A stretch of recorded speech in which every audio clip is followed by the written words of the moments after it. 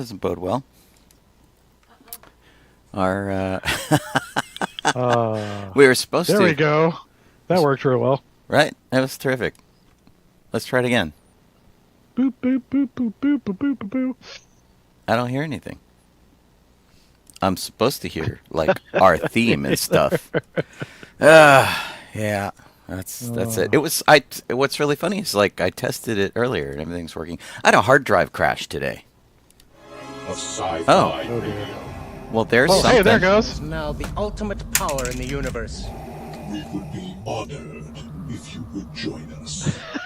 What's going on? Do we get a theme? Hey, we get a theme too. Hey, there it goes. Did that too.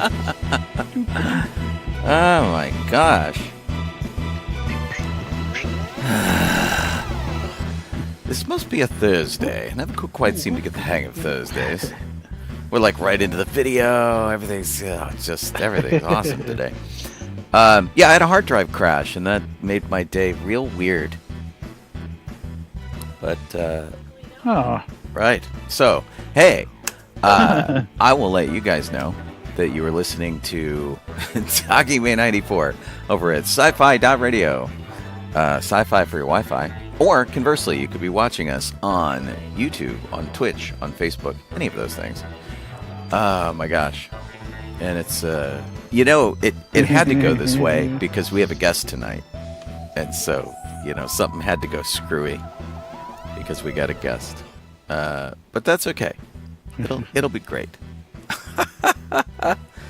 Oh, my gosh. Yeah, it's really funny. I set absolutely everything up perfectly. Everything was great. I had all our levels good. I had all our graphics great. Everything was amazing. Yeah. But no. That's okay. Yeah, nothing unusual, really. Who do we got? Frequent Falcon Flyer is in. Dawn is in. Lara's here. Eric. And hey, Boba-Kit, yay. We're all fine here now. Yeah. Thank you. How was your week, everybody? It was interesting, I'll tell you. Oh, there's Dawn. Why was your It's week pretty neat. interesting? I don't know. Huh? What made your week interesting? Oh, hey, there we go. Okay. I don't have a whole lot of other news other than the one thing that I did this weekend. That was I want to, what's it called? Rios, I think it was called Rios Rancho. Out In Apple Valley? out in Yucaipa. Yucaipa? Yeah. Yeah. Yeah. Where the apples are. And they had they had an old Western day, and it was fun. It was we were there for a few hours. We got there like first thing in the morning, and they have a lot of little historic, well, I don't know. There's performances on the stage and all, but there's also like these little different tents set up here and there, or whatever you want to call it. Not really tents, but that would have like someone that's doing blacksmithing, and then someone else doing whatever else, or there's where they're showing how they did a field doctor, I guess is the best way to put it. Also, Yeah. And such. Yeah. We and how call they that, cooked and everything. So it was different little sections. Yeah. Living history. Yeah. And then they had Farley from Fiddlin' with Farley. If you've ever seen him at Disneyland or Knott's Berry Farm. Yeah, he used to do the wandering around. Yeah, plays music. He used to do the Golden Horseshoe. Is he the same guy that was Yes. there the Yes, last indeed. time we were in? No, he hasn't been there for a long time. No. That guy who Yeah, was at the. yeah. We went to an event, not at Los Rios Ranchos, but at it was a Victorian event, Right. and there was somebody from Knott's Berry Farm performing there. Maybe. I don't know. Do you remember this, Jeff? No? Crickets? Okay, never mind. Yeah, I don't remember it either. Where? I mean, It was the I Victorian don't think so. I think that was a different Riverside Oh, I know what you Dickens. mean. Yeah, that was a different guy. It was a different guy. Okay. Thank you. Yeah, that was the Dickens Festival thing we went Yeah. to that they moved locations on. Yeah. Exactly. And okay. the guy that was at that is still doing Ghost Town Live. Oh, I see. So, and this, but, the yeah. guy that you're talking about Yeah. is from Disneyland, not from Knott's Berry Farm. He was at Knott's for a while He did too. Knott's as well. Yeah. Oh, he Yeah. did. Okay. Yeah. So, and when I walked up with the kids, I had my Woody outfit, so to speak, on, and as I'm walking up, I hear dee dee dee on his fiddle, playing the theme. You've got a friend in me. Woody's Roundup. Oh, Woody's Roundup. Oh, The that's Woody's cool. Roundup fiddles. I mean, yeah. Very cool. That's cool. So, yeah. And he performed. He did a whole bunch of, he did a show. I think he was doing like two or three for the day, over the stretch of the day. And we sat and watched his show, where he was just up there playing stuff and singing.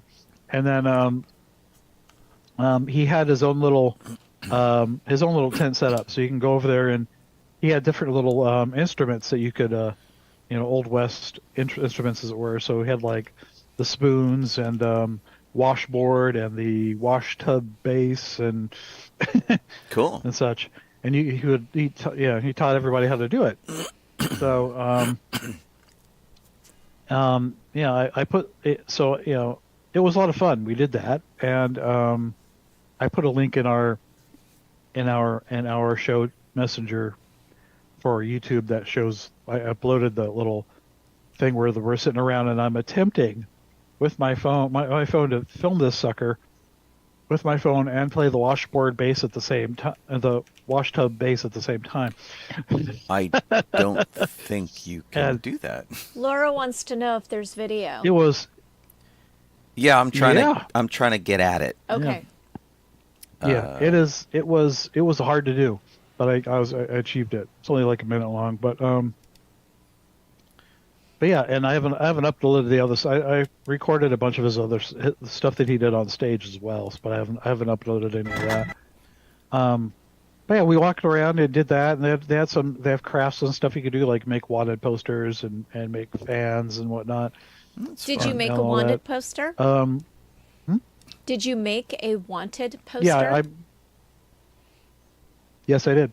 Awesome. Yeah, I did. I made one of Abria. All right, let's. She was in there. Well, it's an easy target. Right. Yeah, let me go Yeah. over here. I'll grab the Hey, Alan. Hey, Lori. video of. Yeah, and Sparrow made one of me while I was drawing. So I was drawing. I was in the drawing, so it was a picture of me drawing. Okay, here's So there you here's everybody in the band per Jeff's video. So to speak. Nice.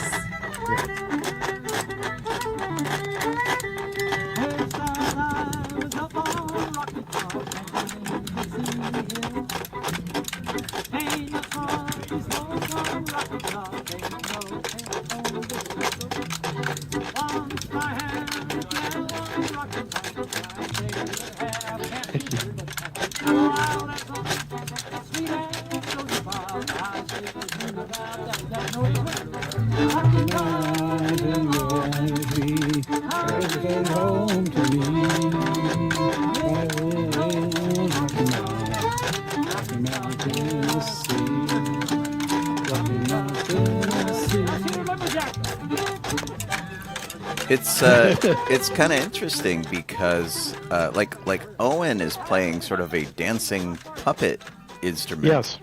That's like a rhythm instrument on a platform with a dancing man. It's right, like everything else I recognize as a normal thing. Yeah, it's pretty cool. That's weird. Yeah. I've never. I wonder if I have seen that before. I don't know. Yeah. I don't think I've seen that. And it worked really well, when he did it. So. Yeah. It's almost like the Old West equivalent of one of those inflatable guys with the wavy arms. Exactly. And then like every song we would just switch up, like they go, okay, everyone switch instruments and stuff. So, I had the washboard first, and then I had the bass, and I don't remember if I did a third one, but yeah, it was pretty fun. That's really cool. I think I had the spoons. Yeah, I had the spoons. Yeah. Let me jump in I for. probably did the best with the washboard. Huh? Let me jump in for a second. If you guys are in the chat, Steve Lee's hanging out in the chat over on YouTube. He says hi. He's our guest this evening. He'll be in at about 8 o'clock, and we'll spend the second half of the show talking to him about his experience working in the sound industry for entertainment, for film and television and that kind of thing. And the Hollywood Sound Museum, which is super, super cool. And they're getting ready to open to the public, and that's going to be amazing. And he's fun. I've done some panels with him at various conventions, always entertaining. And glad to have him as a guest tonight. But just wanted to let you guys know that he's coming. He'll be here at 8 o'clock. And he's over in the chat over on YouTube if you want to go bug him. Yeah, usually Alan's over there on YouTube, but he's on Facebook today. Dawn is there, yeah. Oh, Dawn is there. Dawn is over on YouTube. Excellent. And sometimes... there you go. Who is over there? Pat shows up on YouTube. Lawrence? Yeah. Yeah. Sometimes. Indeed. Cool. Well, that sounds like a cool time, Jeff. I'm sorry we missed it. Yeah. It was a lot of fun. Yeah. On the way back, we stopped at two places to get and if Rose was in here, she could say what the name of the one place we went was the second place we stopped at on the way down from there was called Mom's, which I've been to before. It's just a store, but they have like frozen apple cider, on a so it's like it's a popsicle. Yeah. So and I got some Did you bring home? I got some garlic too. Did you bring home a jug of cider, or is it too early for a jug of cider? They didn't have any yet. So it's not time just yet. The fun thing was that while we were wandering around the little pasture area that they had this on, there were little apples on the ground because there was one apple tree still in the middle there. That's not part of the orchard, I guess. And it was dropping little apples for some reason that were nowhere near ripe yet. But they were little green apples lying on the pasture. That's fun. Yeah. But we stopped somewhere, and I don't remember the name of the first place we stopped at. But that's where they had like apple juice smoothies and such. Yeah. I think the only thing you mentioned to me was Ruby Reds.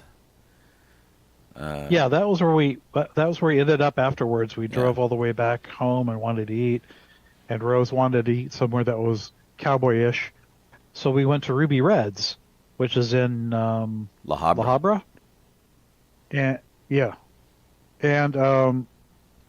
the inside reminds me a lot of like the saloon at Knott's in one side. It's like two sides of the place. One side is very much like you get your food and sit down at these little booths, and it's almost like more sterile, I guess, not as themed. More. Right. It's more like what a pizza place would be nowadays, kind of thing. Uh-huh. The other side is very much like the Knott Saloon. So, if I can say, there's there were two levels to it, but only one of them was a real level. The second level was, just up there and decorated to look like it's a second level with little alcoves and whatnot. I put that picture in our chat. Oh, I have some that you sent me before. Okay, that's probably the same ones. Wait, that second level is fake? Ones. It looks so real. So it had that. So they had that there, and then behind it, there's a wall where if you donate a hat, you'll have a discount forever or whatever, or a chair, and mismatched chairs in there. But yeah, so that angle, if I didn't take a picture of the others to the right of that, it's very similar to that angle. There's more, but it's more alcoves. It looks like little alcove seating areas, but more very Western. It looks like an Um, even fancier Northwoods Inn. Right. Yeah, it's it's totally, yeah, but yeah, totally, that side of it is exactly like that, and then they're playing like country music, whatever. But We have both it was kinds of fun, music, country and Western. Yeehaw. yeah, yeah. Nice. It was a lot of fun though, Yeah. So Sweet. Well. hopefully you guys can make it out to that thing next year, because that was actually Yeah, pretty cool. that sounds like Especially fun. Farley's there again. Yeah, he's always a lot of fun, and we have a friend who goes to Disneyland all the time, Charles Lee Jackson, and he tells Farley's old jokes out there Okay. to try to keep them in Frontierland, and so he will corner some unsuspecting person on a bench and tell them Farley's old jokes. It's funny. Wow. I had no idea about that. Oh yeah, it's pretty funny. And so when he writes his trip report, he'll tell you who he met up with and who he told Farley's jokes to. And I don't remember what his jokes were. It was some joke, man. like dad jokes basically, but Western dad jokes. Right. Yes. And, which is pretty funny. Yeah, he asked me Farley's like, got any jokes for me? I'm like, offhand, no, I don't have any I don't have any right now. You fell down on the Like, job, you know, man. so You I needed guess- to I know. bring him some I'm gonna jokes. have to come with a handful next year. Right. That's funny. Somebody told me jokes at Disneyland on when did I go? Wednesday? Yesterday. Yeah, yesterday. And so I stopped to. Some guy asked me about my lightsaber cane, and I stopped to talk to him. And his family was in line for web slingers over at DCA, and I had gone over there to hear the Deadpool story time because I wanted to make sure I saw that before they canceled it. And so I started talking to him. He turned out to be from Oregon. He was from the Midwest originally. He was from Kansas, moved to Oregon, came down to Disneyland. This was his first time there with his family. His wife and kids were on web slingers in line for that, and he was just sitting it out because they were like a foursome to go in and do that. So he was keeping company with a friend that came with him, and we talked about. I learned more about this guy's life. We talked for an hour and a half. It was crazy. Total stranger. Oh, And then his friend, who was there in a scooter, a mobility scooter. I was saying goodbye to her. So Shannon was the guy, and Dee was the friend, and she's like, "Well, before you go, I have jokes," and she unfolded a piece there you of go. paper with a whole bunch of jokes and told me a bunch of dad jokes, ha ha ha! like what do you call a group of rabbits walking backwards away from you? I don't dear. know. A receding hairline. Oh, boo. They were all Got of it. that ilk. Right. Yeah. So I love jokes like Yeah. that. it was pretty. That's pretty me. funny. Corny jokes and ugly dogs. Right. It says a lot about Colleen. It says a lot about why Colleen keeps me around. Really. It's So there you go. yeah. So yeah, I had a pretty good time at Disneyland. I stayed much later than I expected. I got home at midnight last night. But I had planned wow. to be home much earlier. I had a reservation for Haunted Mansion, which they've reopened, and I was 250. Yeah. I was in boarding group 250, and right before they called my group, Wow. they shut the ride down. And they're like, well, we expect to reopen it, do whatever. And I don't know if they shut it down for Phantasmic or they shut it down for some other reason, but the whole ride shut down, and I had to wait for them to reopen it to go on it. So that took an hour or something. So much later that I ended up seeing the fireworks from Batuu, from Galaxy's Edge. Cool. Because I was killing time waiting for them to call the thing. It was one of those, well, I've waited this long. I'll just keep waiting. Yeah. So yes, that was fun. Had a pretty good day. Tried out some new fitness Cool. software to track not only how much I was walking around, but where exactly I walked, which was cool. That's always fun to do. Yeah, so Okay. that was neat because I do go to Disneyland to try to walk at least 5 miles, and so I did that. I did like 7 miles or something, which was good, and it shows me exactly all around the park where I went. Cool. And big areas of the park I didn't go at Ha ha all. ha. Like I never went into Fantasyland at all, and I didn't go into Tomorrowland at all, which was like really weird. Oh wow. And then, of course, I did a bunch of stuff at DCA, which I almost never do because I almost never go into DCA.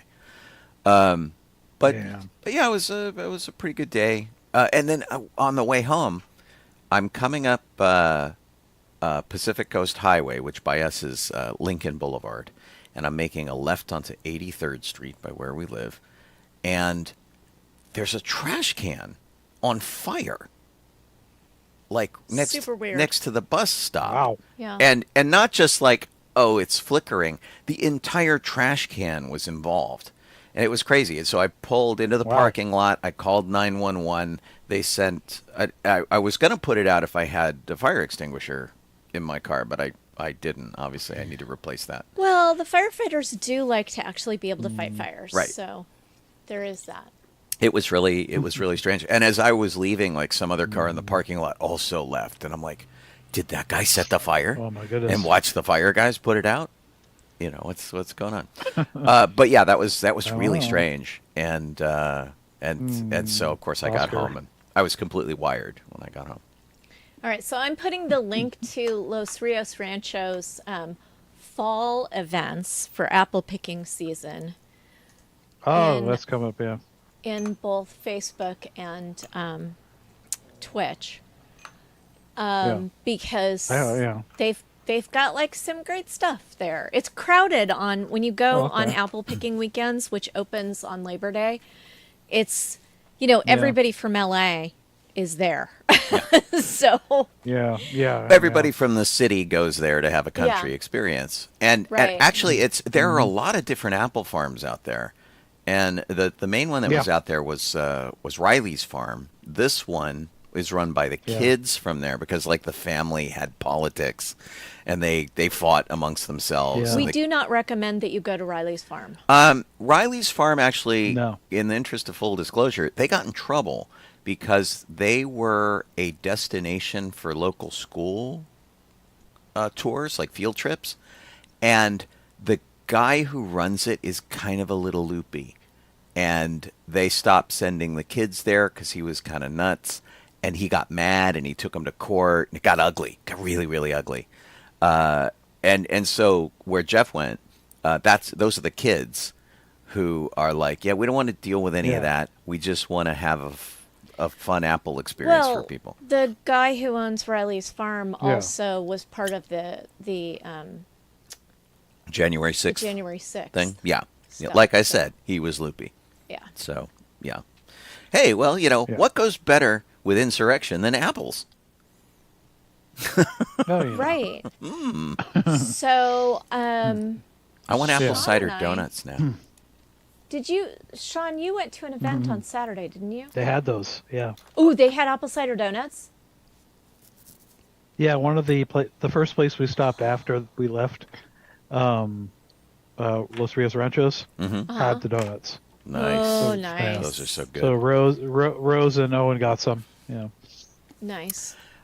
Did I do an event on Yeah. Saturday? Maybe you didn't. Maybe I'm just imagining that. I Maybe don't we re- just took it easy all day Saturday. But Sunday, well, I had decided, I think I told you guys this last weekend, Don't remember. but I had decided to finally break down and watch all of the Deadpool movies because I found out that Oh, there you Dogpool go. was going to be in the third Deadpool movie. And so not last weekend, but the weekend before, I watched the first Deadpool movie, which wasn't as bad as I thought it would be, but very, very violent, but the violence was incredibly cartoony. Right. Yeah. But like Cannibal the Musical in its, like Over the topness. over the top, somebody gets their arm chopped off and blood is spurting out. Right. It's only a flesh wound. Right. So Yeah. I enjoyed it, and then I told Sean he was sad that he didn't get to go with you, Jeff, to go see the Deadpool 3. So I said, well, Oh, yeah, okay, yeah. I'll go see it with you because I have broken down and watched the good. first one. So Sean on Friday, I think, rewatched the first one. And then on Saturday, we watched both the Princess Bride version of Deadpool 2 and the Okay. R-rated version. And I have to say that the Princess Bride version is superior, in my opinion. It's certainly a lot of fun. They're funny. Very fun.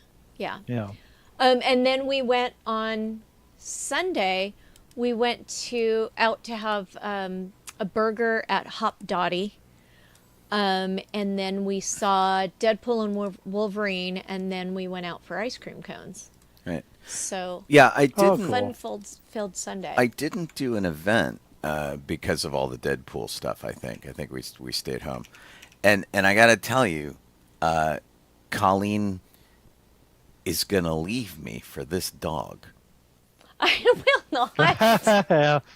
For dog pool. I Right. just love ugly dogs. So this dog's name, I believe, is Peggy, Yes. and Yeah. Peggy had no aspirations to be a movie dog, but Yeah. Ryan Reynolds fell so in love with the dog that they went, oh, he's got to be in the movie, and then Yeah. like became a major part of the movie, which was hysterical. It was supposed to be just like sort of like a drive-by kind of deal, and then like Yeah.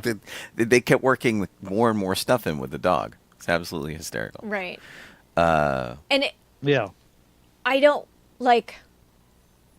There's far too much mouth licking.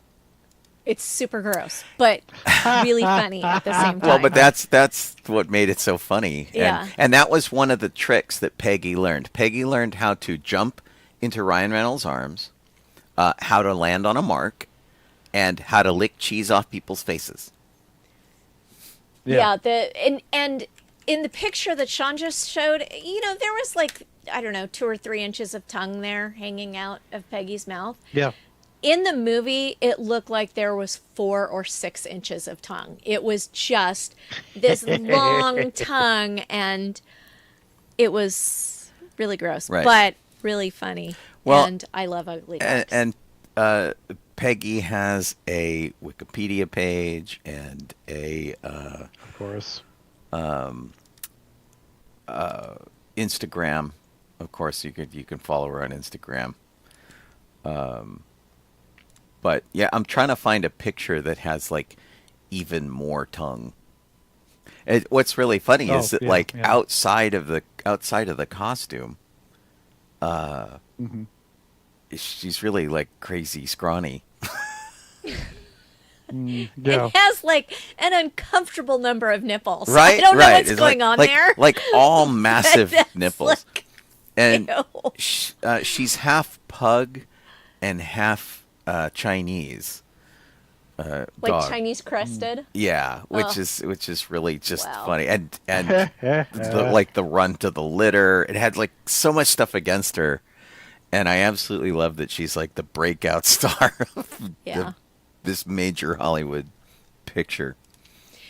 We So- had so much fun. Yep. It was really great. fun, and we went to Jenny's Splendid Ice Cream for dessert, and had.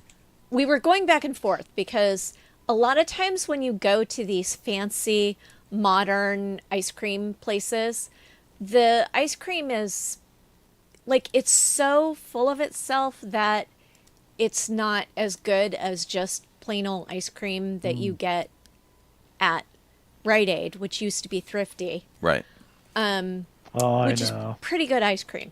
However, we decided to give it a try because there's a Jenny's right across from the movie theater, and I have a cookbook for Jenny's ice creams. So when I make ice cream at home, it's almost always one of these Jenny's recipes. And so we thought, we'll just go in and give it a taste. I'm sure it's not going to be as good as Thrifty, and we'll feel the same way that we do with other fancy smanchy ice cream. It was really good. It was very, very good. Yeah. So I got, and they give you what they call 2 mini scoops. So the smallest ice cream for an adult. Like I could have gotten a child size, but I didn't realize that until later. Okay. So an adult ice cream has 2 scoops on it. And my first scoop was Brambleberry Crisp, which is oven-toasted oat streusel and a sweet tart brambleberry jam layered throughout with vanilla ice cream. Are you reading that? I am. Oh. Like, did you memorize the spiel? That would be funny if I had. Right. And I asked what would go well with that. And the woman who was serving me said, "Oh, well, the vanilla cream goes nice with it." I was like, "Oh, vanilla cream, how boring." And then she said, "Or I suppose the chocolate." But the chocolate flavor, which Sean will tell you about, it looked a little bit like it would overpower the Brambleberry Crisp. And you weren't wrong. So she said, "Or the sweet cream peach is really good." So the sweet cream biscuits and peach jam is buttermilk ice cream, crumbled biscuits, and swirls of peach jam. And oh my gosh, did those 2 things go together well? I've been dreaming about this ice cream ever since we had it on Sunday. Wow. I went old school. I had peanut butter and this dark chocolate, and that worked really well. It's called darkest chocolate. Yes. And then the peanut butter is salted peanut butter with chocolate flecks, salted and roasted ground peanuts with grass-grazed milk, and crunchy dark chocolate flecks. So, and his was perfectly fine. Mine was. Well, we got really ice good. cream suitable to each of our personalities. We did. That's the nice thing about ice cream. You get what you like. Yeah. So, and Jenny's is a chain. They have them all around the country. Jeni? Jeni, Right. apostrophe S. And there are several locations in Los Angeles. So if you're in Los Angeles, you can find them in lots of different places, and you can find them around the country. Cool. It's well worth it. Yeah, this past week Aubrey picked up some ice cream from Brewster's I've never heard here in that. Orange. Yeah. I thought they closed. And they do the same. They make it all right there. Wasn't that the pharmacy but the Circle? Brewster's? Huh? Wasn't that the I don't pharmacy think in the they were at Circle? the Circle. Oh, okay. No. Brewster's is over on Tustin Street, so it was closer to the old house we lived in Orange than it is now. But I put a link in. I put a link in the Twitch and stuff for the people watching. I had they got me. It was Oreo. The ice cream itself was oat milk ice cream, and it was and peanut butter. So Oreos and peanut butter. Okay. And it was actually really good. And yeah. Cool. I don't remember what everyone else got, but there was like a graham cracker. Aubrey got graham cracker or something, and someone else got some. Yeah, but they have a lot of different stuff too. It's really good. Sweet. Star Wars? Yeah, go for it. Sure. All right, what do you got? Okay. Star Wars is August 3rd, 1911 is when Alex McCrindle was born. He would be the one who played General Dodonna in A New Hope. So fear the worst, whatever, blah blah blah. Right. It was like, let's see, he also has 60, I guess 66 other acting credits. I guess you would say, not just Star Wars. Pretty respectable. Yeah, not really a lot of sci-fi or fantasy really. I think Star Wars is really the one that about the only one he's done. Most of it seems like it was just normal fiction, not Yeah. odd fiction. Well, I mean, he probably sci-fi. got hired as Yeah. a dramatic actor to have weight for the role, because he had to Yes. send everybody off to war, right? So some of his other credits are like Mhm. Eye of the Needle, which is pretty Yeah. serious stuff. Riley, Ace of Spies. He was in All Creatures Great and Small, the incarnation that Colleen really liked. Did an episode of that, which is pretty cool. Yeah. And so lots of drama Yeah. stuff, which makes sense, And Lucas liked to do that. He liked to Yeah. pull people who had a lot of drama credits in the hopes that it would add more weight to stuff. It like Darth Vader being unmasked and having Sebastian Shaw under there, who was massive Exactly. British Yeah. stage actor. Yeah. Neat. So it was, yeah. Secondly, we have August 4th, 1948. That's when Ian Liston was born. He was in Empire Strikes Back. He was the gunner in one of the snow speeders. And the guy says, "Nice shot, Jansen," and I'm like, Yeah, he was. So that was I think he was in Wedge's snow speeder, right? Yeah. Wedge said that. Yeah, it was Yeah. Wes Jansen, and actually he loved coming to Celebration and being in at Celebration. We escorted him as Hazard Squadron to some events and things, which were really cool. He's a super nice guy. He came and took a picture with all of us. Mm-hmm. Loved being connected to Star Wars, and his acting credits, he didn't have anything really big. That was the biggest thing he did was The Empire Strikes Back. Yeah. He did a lot of TV. So yeah. I guess he was in Doctor Who. Crossroads.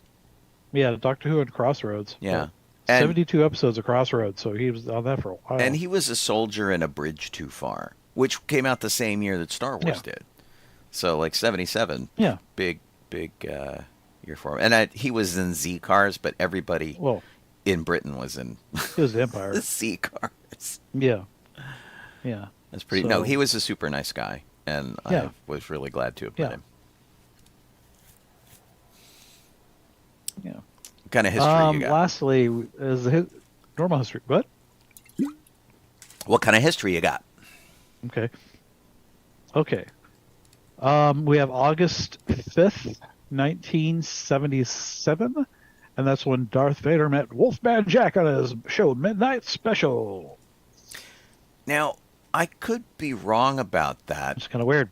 but I remember if it wasn't, I could be thinking of the Donnie and Marie show, but I think Thurl Ravenscroft might have been Darth Vader in that with Wolfman Maybe. Jack.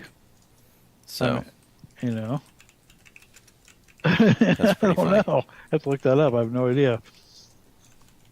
I And know they had Star Wars on quite a few shows. So. yeah, well, and if you don't know what the Midnight Special was, it was a concert show that was really kind of interesting. Yeah. I got some audio here. Let's look at see if we could tell. My place is yours.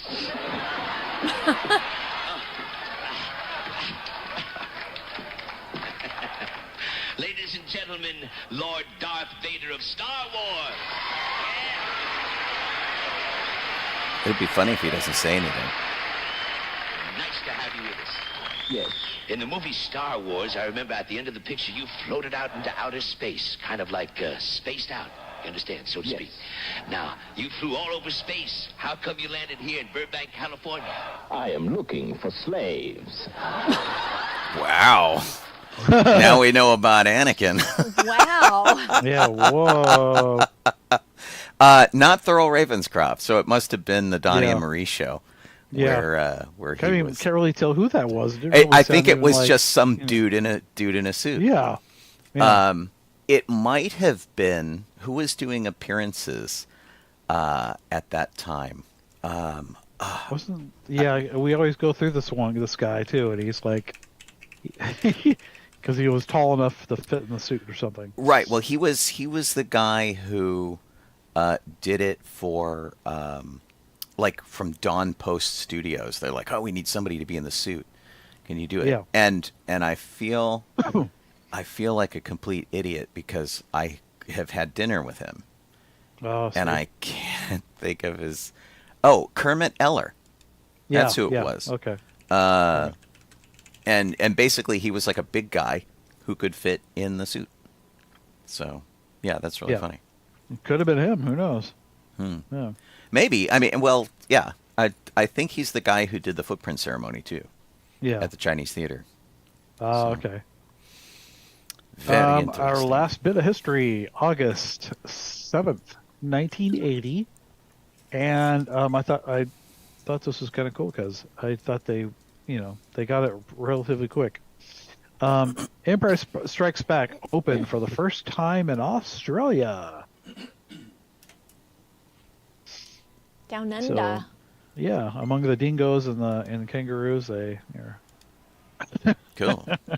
The when they announced The Empire Strikes Back, it was kind of a shock because a lot of us had read Splinter of the Mind's Eye, and we thought that was going to be the next Star Wars movie. Yeah. Because the Star Wars book came out 6 months before the movie did, even though they were written at the same time. The Alan Dean Foster book came out with George Lucas's name on it. And so I got a copy of the book like 6 months before the movie came out. And because we got Splinter of the Mind's Eye, we thought, ooh, it's going to be the next Star Wars movie. And then like The Empire Strikes Back had nothing to do with that book at all. Like, and then George Lucas wanted to have nothing to do with that book at all. Dang. That's really funny. All right. So shall we move on to theme parks? Sure. We've got one whole piece of news about theme parks. I know. What the heck can happen now? Right. We've got the Halloween food guide. Are you doing the whole share that thing, Sean, or are we just going to talk about it? Yeah, let me throw that up here. And I got to tell you, being at Disneyland right now with so much Halloween stuff right now is really weird. And they're splitting the difference with Christmas. There's a lot of Christmas stuff too.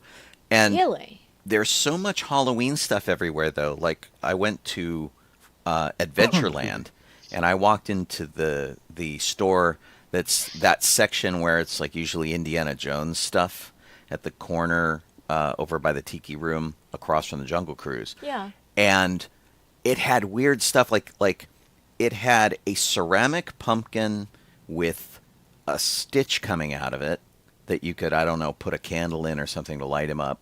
And then there was a plastic version of the same thing that had a light in it, which was really bizarre. And it was like a big orange pumpkin with like Stitch coming out with his arms and doing, and I'm like, wow, it was just bizarre to have in Adventureland. I'm like, really?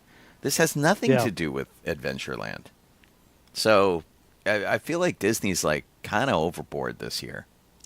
It's too early. It is. It is. Yeah. I mean, I already have to deal with the fact that Nightmare Before Christmas is going to be there for 5 months.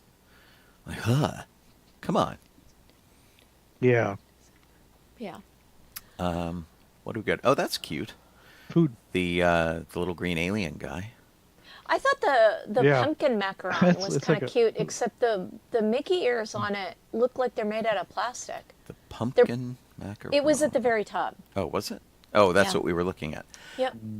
Yeah, I don't think. Yeah, I mean they're probably not plastic. It's probably No, just it's chocolate probably discs. chocolate, but it just looks plastic. Yeah, Right. yeah. Yeah, it does. Yeah. The cheesecake looks good, but it's at Blue Bayou, so it's going to be hard to get. Good luck with that. Right. Pumpkin swirl yeah. cheesecake with spiced anglaise, chocolate creme, and pecan tuile. Looks like they shoved that must be the pecan thing. Looks like they shoved peanut brittle or something in it. Oh, yeah, it was basically like pecan brittle. And There is a pumpkin iced tea in Toontown, okay, which it is sausage. has a lot of. That's at Bengal Barbecue. Oh, That sausage. that's the hoopla wrap. Yeah. Wild boar sausage. That's interesting.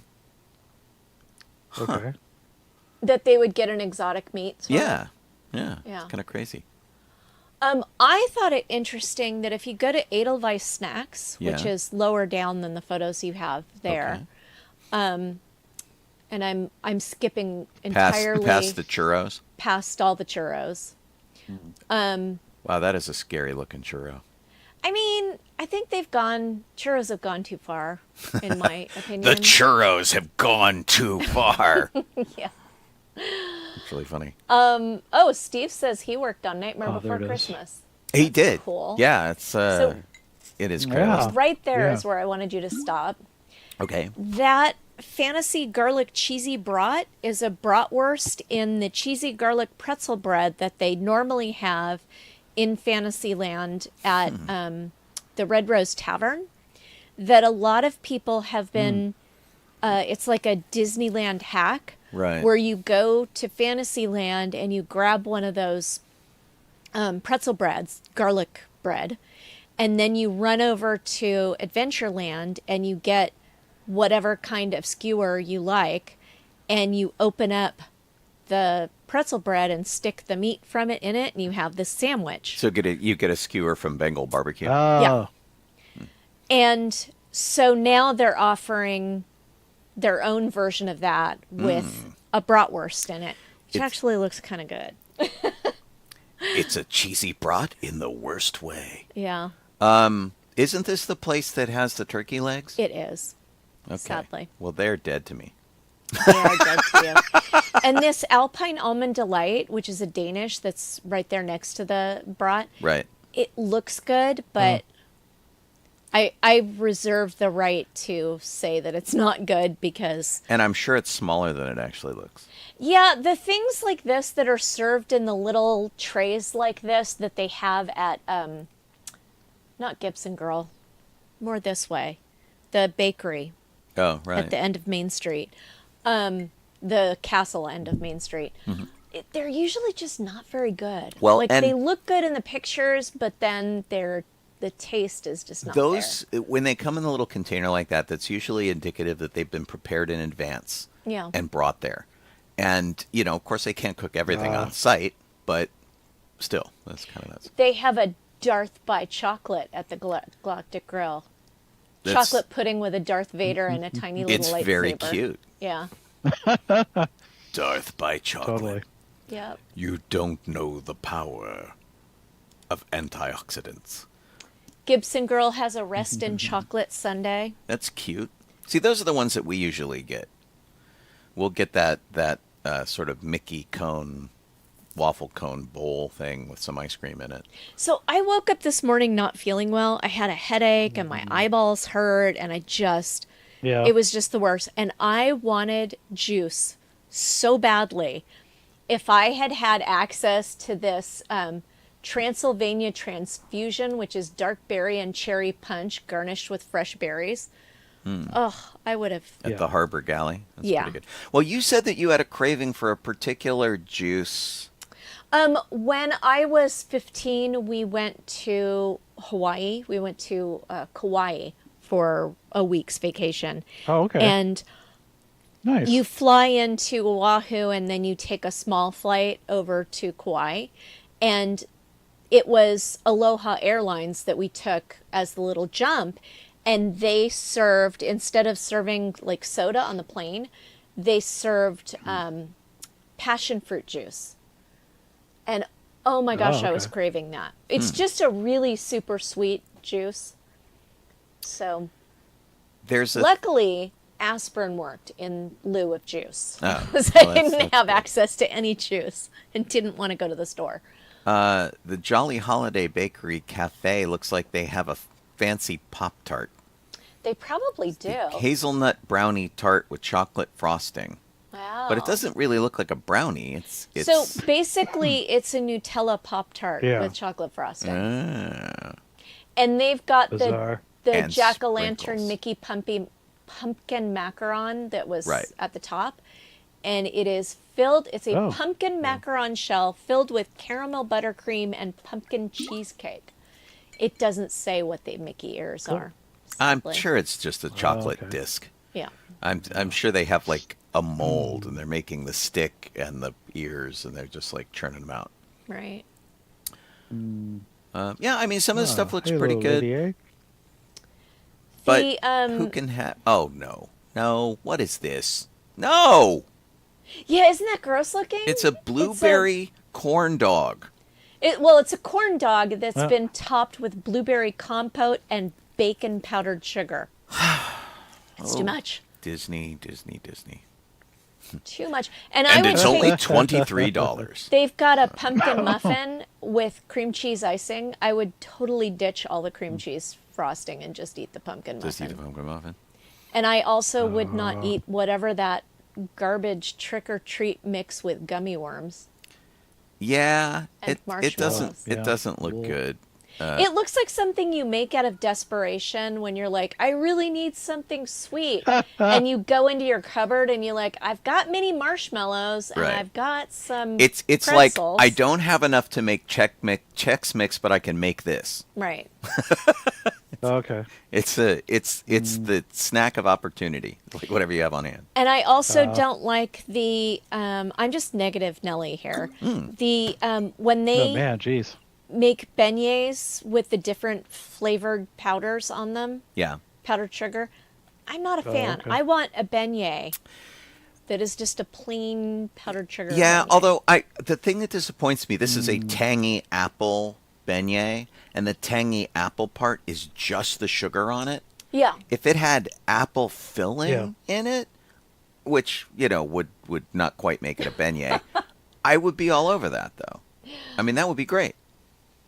Right. We're going to bring Steve on starving. Just I to know, let you he right? didn't Oh my eat God. Dinner It's yet, like, so sorry, he's Steve. starving. And then boy. the Plaza Inn has poison apple cake, red cinnamon cake with cream cheese and caramelized apple filling, red cream cheese frosting, and a green ganache. Looks horrible. I'm betting it tastes really great Right. because the Plaza Inn always looks has amazing, a yeah. lovely slice of cake. You know what it looks like? Evil Christmas. It does look like Evil Christmas. Or like Italy. Yeah.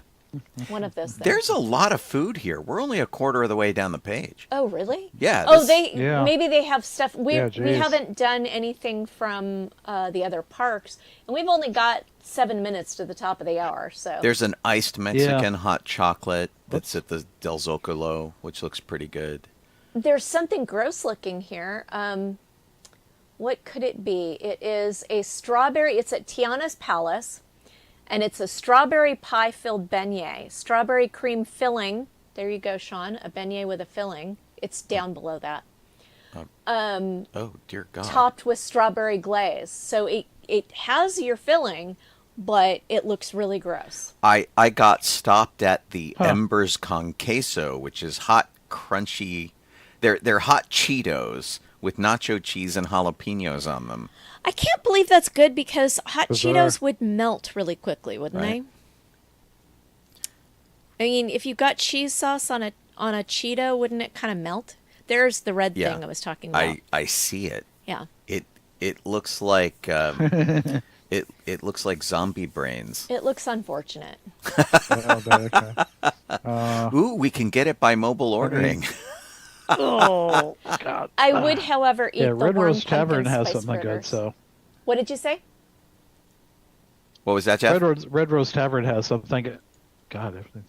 Red Rose Tavern for the third time has something I would get because it's vegetable, plant based, yada yada. Autumnal. It's not until August 23rd. Autumnal harvest flatbread.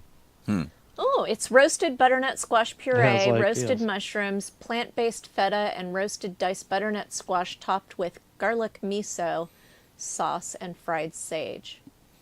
So they've got Yeah. a butternut squash puree topped with roasted butternut squash. My gosh, there are so Yeah. many. Every Looks place has a treat.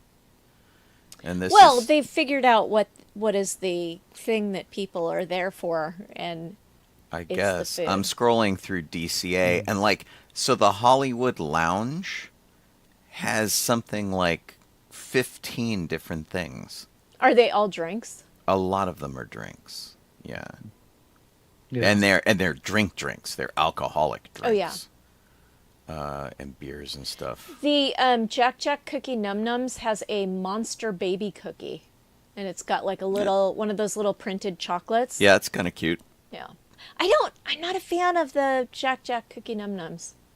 It's just okay. I mean, Yeah. it's a cookie. You know. It's Right, nothing but it's Yeah, special. it's Big not like cookie. it's a spectacular flavor though. Man, Right. how have we not been going to a place called the Poultry Palace? You know, the Poultry Palace is like a little hut. I know. Okay. It's just funny. The Mickey-shaped waffles are cute, but of course I We ate a can make those Mickey-shaped at waffle home. for breakfast. Right. So The green apple lemonade cocktail, which is all vodka-rific, looks super cool. It's the one on the right here. We which I have really an kinda update like. from Yeah. Disney California Adventure Foods. Do we? Moira says that hot Cheetos with the cheese on them don't actually melt. Oh. She doesn't know why, but they have them on everything. It must be something about the coating, because if they are super crunchy, I've noticed, Oh. like Right. more so than regular Cheetos. They're really hard. Interesting. Yes. Someone says that they're not very good on a churro. Wow. Ghost It's ghost disgusting. pepper turkey leg. Wow, for people that you Oh, hate. geez. Right. That's gonna be something. Yeah. Yeah, lots of be alcohol, unfortunate. lots of booze. So I'm going to have to sit down and decide what I want again for I'm going to be going to Disney. I'm going to be ending my annual pass, Right. my magic key. So I'm going to need to have one last hurrah and decide which food items Gotcha. I must have. There's just so many of them. It's like, and these people who go to Disney, and look, I go like once a week and I walk around and I do stuff, but can you imagine how broke we would be if I bought all of the food? Yeah. I mean, it would be absolutely nuts. It's insane. Yeah, it would be crazy. Yeah. Crazy, I tell you. Oh and my I, gosh. with me trying to cut back on sugar, that I keep being so tempted to ask you to bring a caramel apple home, and then I'm like, no, I'm Right. supposed to stop eating sugar. Well, but at least a caramel apple is mostly, apple. It's like natural But an apple sugar. is already all sugar. Yeah. And then- But it's better than having like some weirdo processed something or other. I suppose. It sure tastes better. But oh my gosh, yeah, it's absolutely insane quantities of these things. But It's terrible. And Yeah. well, and they had some of them for such a short time, like that Ooh. pistachio ice cream thing that was like the Mike Wazowski ice cream. So, Pixar Fest is still going on. really and quick they before the covered it. top of the hour, Yes. there is at Downtown Disney, someone's got a skull shaped drink that they're serving where I assume you get the cup Right. with it. And the cup looks like the skeletons that back up the singing elevator guy. Oh, really? Yeah. That's funny. In Saturday Night Live. right. Tom Downtown Hanks. Disney? It's Tom Hanks and it's David S. Pumpkins. Yeah, David S. Pumpkins. That's Yeah. what it is. That's funny. So I'll have to look up more information on that. But you better do the top of the hour because that's where we are. That's where we're at. Hey, so you are listening to Docking Bay 94 over at sci-fi.radio, sci-fi for your Wi-Fi. That is the main mothership station. You can put that right in your address bar of your favorite browser, and that will get you to all of our news stories and our schedule for programming. We've got stuff up there for you 24/7. A lot of live DJ shows. I've got mine in the morning from 9 to 11. We do Good Morning Tatooine, and we play music when my hard drive's not crashing, like today. And we go check out the schedule and read the news stories, and we've got videos and trailers and all that kind of fun stuff for you. You could be watching this show on my Facebook feed. You could be watching it on sci-fi.radio on Facebook. You could be seeing it on Twitch or on YouTube. Any of those things are great. I am Sean Obi-Shawn Crosby. This is Jeff Donoho. I'm Colleen Kaylee Crosby. And thank you for joining us here. Kit Boba-Kit Sovine does all of our links and social media and stuff, and funny stuff over on Docking Bay 94 on Facebook. So if you're not following that page, a lot of news gets posted and a lot of like fun, goofy stuff. It's all her. She does it. It's pretty tremendous. So thanks, Kit, for doing that.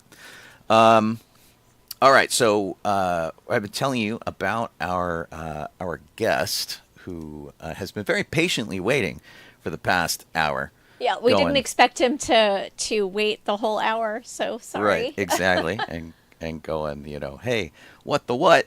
But Steve Lee has been involved in sound stuff his entire movie career. And he sent us a note that is probably the best endorsement you can possibly get. We talked about the Hollywood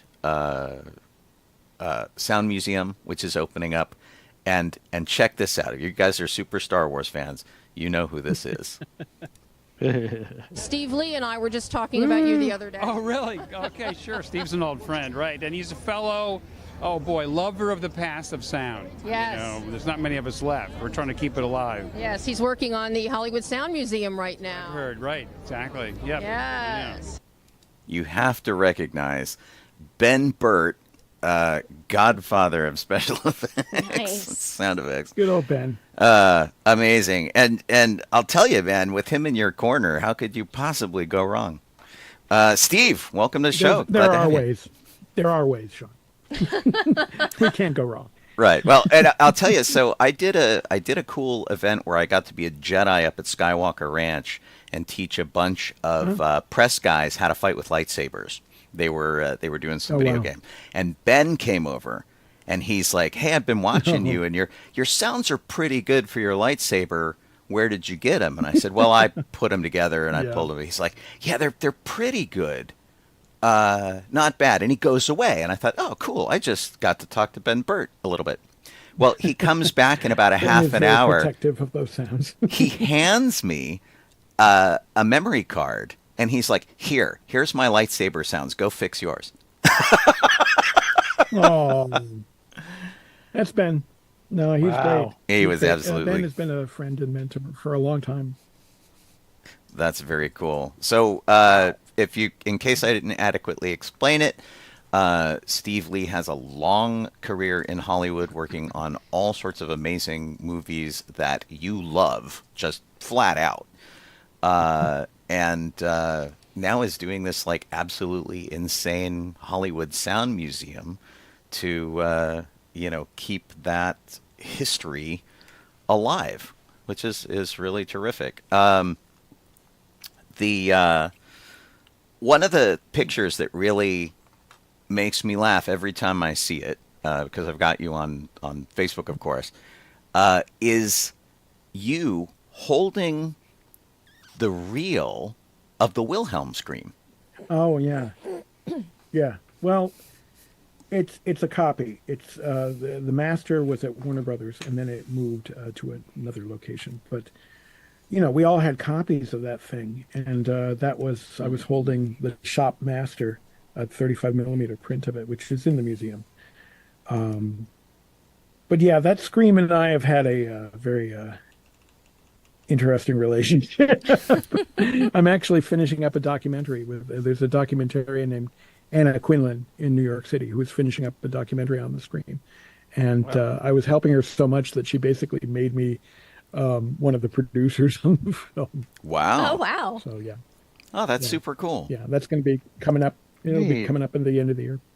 Now, you've been so connected to the Wilhelm Scream and whatnot. I have to tell you that in a total weird fit of geekdom, I took the logo for the Hollywood Sound Museum, which is behind you. And it's obviously a waveform. And I tried to reconstruct that waveform to see if it was something, to see if it was the Wilhelm Scream or some other kind of identifiable sound. And the closest thing I came up with was like the War of the Worlds. It had like kind of this weird throbbing sound. No, it's not that either. It is a classic sound, but it's not that, and that's all I'll say. Oh, okay. Well, it has been altered quite a bit. What happened was, I made a sketch. I designed the logo, and then I went to a dear friend of mine, a special effects guy, Darren Doctorman, who is quite big in the Star Trek world. Right. And he realized it for me. So yeah. But it is based on an actual sound. But it's I figured it was something, and I figured it was something famous, but I couldn't. It's so stylized that me sort of trying to reverse engineering it was a complete fail. Well, it's an admirable thing to try to attempt, but it would take more than that. It's been altered enough that yeah, that's really funny. So you're a couple of years older than we are, and I always have this. Gee, thanks. Well, and I mean this in a good way. There are a whole bunch of people I know who are like, I think you're only like 2 years older than I am. But there are people that I know who are usually much more older than that, who were at the right place at the right time to get into working on film, and their credit list is insane, and they've done all this amazing stuff, and but you like hit the ground running with The Princess Bride as your I got real first lucky. credit. How did that happen? Yeah. Wow. Actually, I don't have a credit on it, but that was one of my first jobs when I was actually working. My tenure was at a company, 20-year tenure at a place called Weddington Productions that did all the big films that we will talk about next. But I was at this other company for a little while, another post-sound company. And they were in the middle of The Princess Bride, so I got to contribute a couple sounds to that. I was just working in the library. And there weren't as many opportunities to advance in that company. I'll just leave it at that. So I didn't last long there. But luckily within the year, I fell in with the guys at Weddington who just started this massive, list of incredible films. They had just gotten the Disney contract, and we did Beauty and the Beast, Aladdin, Lion King, and then I did a Goofy movie. It was just, I fell right into the place I needed to be. So I was very lucky about that. Well, and I'm looking at just like the three of us here. We're all geeks, and we all have like different areas of interest. And so I'm looking at stuff where you've got like, RoboCop and Beetlejuice and stuff that I like, and a nice diverse resume. Yeah, right, I'm movies happy that Colleen likes. Jeff's a big Tremors fan, and you worked on Tremors, which is really cool. Oh, that was fun. Oh yeah, that was a fun show. That was a lot of fun. It's really nuts. So, how consistently these days do you still work on sound, or are you completely focused on the museum? Oh gosh, like 95% is the museum stuff. But occasionally I'll get, I'm sort of semi-retired from actually posting sound on films, but every now and then a friend will come to me with a project, and we're doing things within the museum. Like we're working on some audio content that we're going to release soon. And I love, putting together radio plays and all that. I need to talk to you about some of the stuff you've done too at some point. Well, and we're collaborate on actually something. starting a new series of live radio plays like right now. We're in the processing stage. I love that. And because we love that. And you and we have had long discussions because you were a big Yes, we have. you were a huge champion of making sure that people understand the difference between a sound effects artist and a Foley artist, and that they are two separate things. Yeah. I get it. I get kind of curmudgeonly about that. I'm the guy, the get off my lawn guy. Yeah, because Foley is named for a person who basically pioneered this method of performing sounds in sync to picture. Okay. But you get into you see people performing sound effects for like radio and things like that, and it's not technically Foley, but they call it that. I guess because it's just such a visual medium, and everyone sees.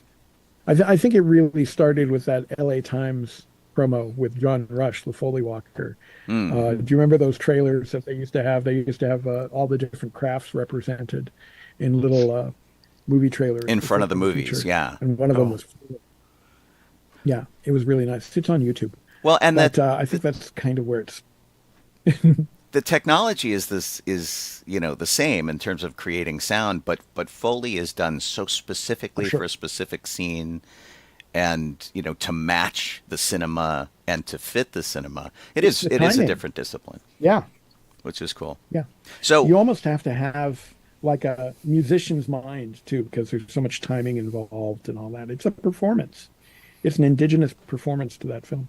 I knew a guy who very much wanted to do live sound effects for a project, and then it turned out he didn't have any rhythm, and that was a real problem because he couldn't match footsteps and he couldn't do stuff like that.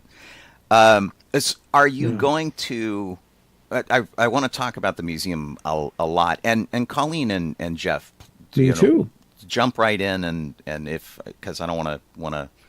Feel like I'm I always elbowing figure you guys out. you always have the best and questions. If anyone has questions in the comments, I know Colleen's watching. I'm not. Yeah, so. I am. Yeah, we're watching the chat over here too. So the museum is like almost open to the public. You're like really close. It kind of is already. We had one of our very first events on the 22nd of last month, where we sort of had a meet and greet, and it wasn't really, there wasn't a specific event. It was basically I invited a bunch of soundies from my old days, and then a bunch of the up and coming youngins who are studying the craft. I invited a bunch of them, and we basically all mingled and talked, and it was really nice because Gary Rydstrom, who is the big man on campus over at Skywalker Ranch, and Jurassic Park, Toy Story, Saving Private Ryan, all these little movies, little indie movies. But I invited him down. He was here for the week doing another project. So I said, hey, if you can come drop by, and he did. He's been one of our biggest supporters and advocates, wow. And it's been really great to have him help us. But it happened really organically. I kind of planned it, but not really. But I was sort of working the room, seeing people and doseting the exhibits and all this stuff. And then I walked back into the main room, and there's Gary sitting in the middle of the room with like a semicircle of like 5 of the kids around him, and he's just telling stories and all that. And I just had this moment where I was like, this is what it's all about right here. Sharing the stories and the history and all that. So, where did you find a location to put the museum? Yeah, we're only in this office that we're in temporarily until the end of the year. So we're going to find another location, hopefully bigger and better. We'll see. But this is basically getting us to the next step. I needed a place to consolidate all of our storage and start inventorying some of the stuff and just have meetings and some of the stuff on display. And we're going to have talks and things like that. We're having our very first workshop coming up on the 18th and the 25th, 2 consecutive Sundays. So it's an ADR workshop. So we've got questions that people want to know where they can visit the Hollywood Sound Museum and when it's open to the public. Well, We haven't updated the website yet, but we've actually been advertising lots of things on our Facebook page. So if you go to join our Facebook page, you can see what the most recent events are. Our social media is really how we've been getting the word out.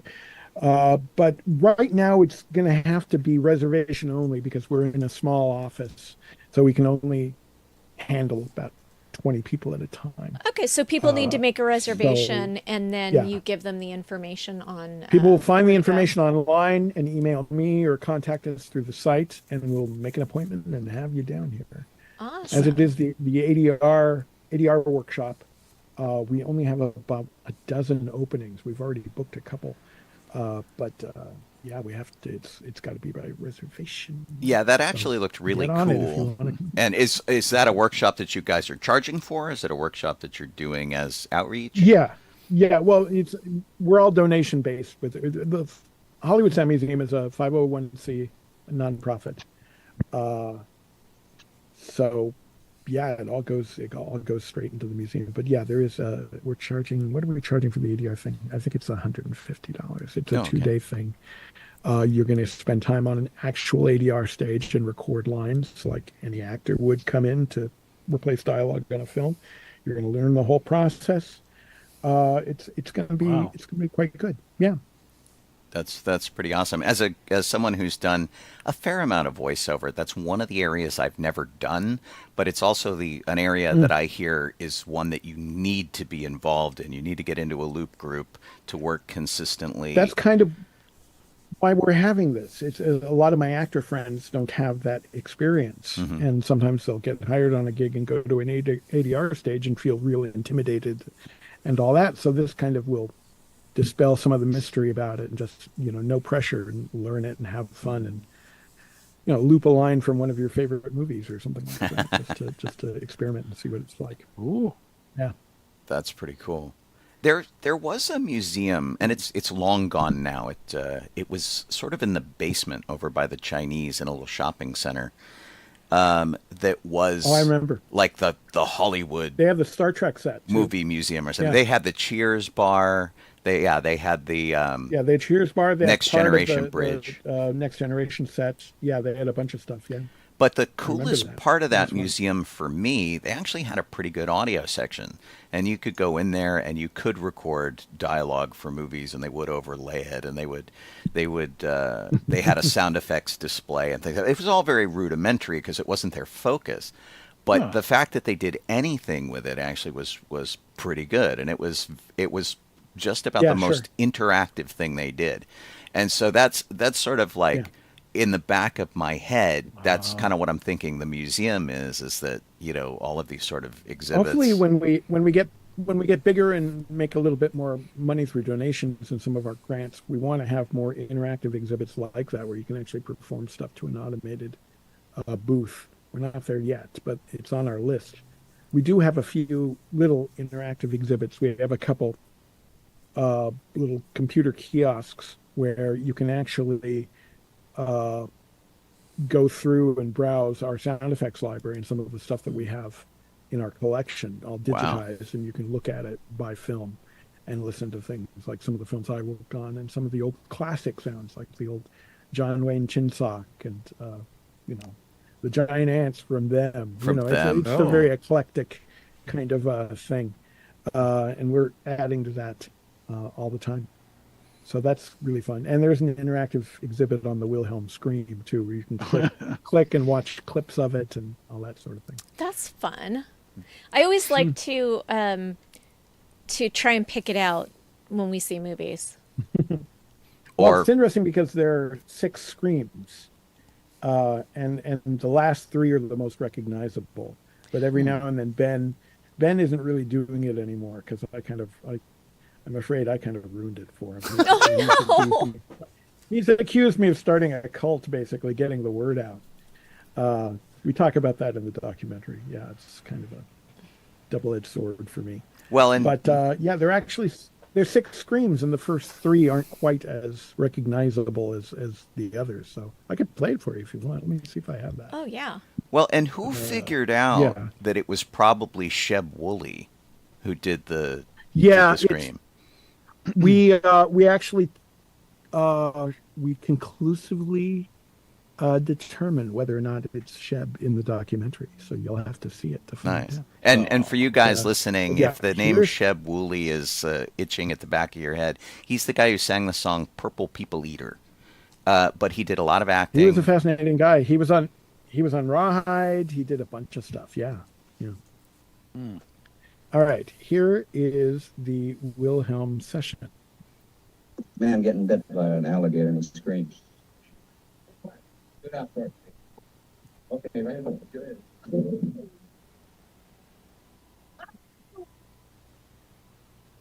You did out there was much better.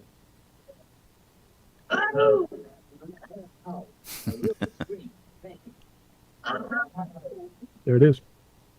That's awesome.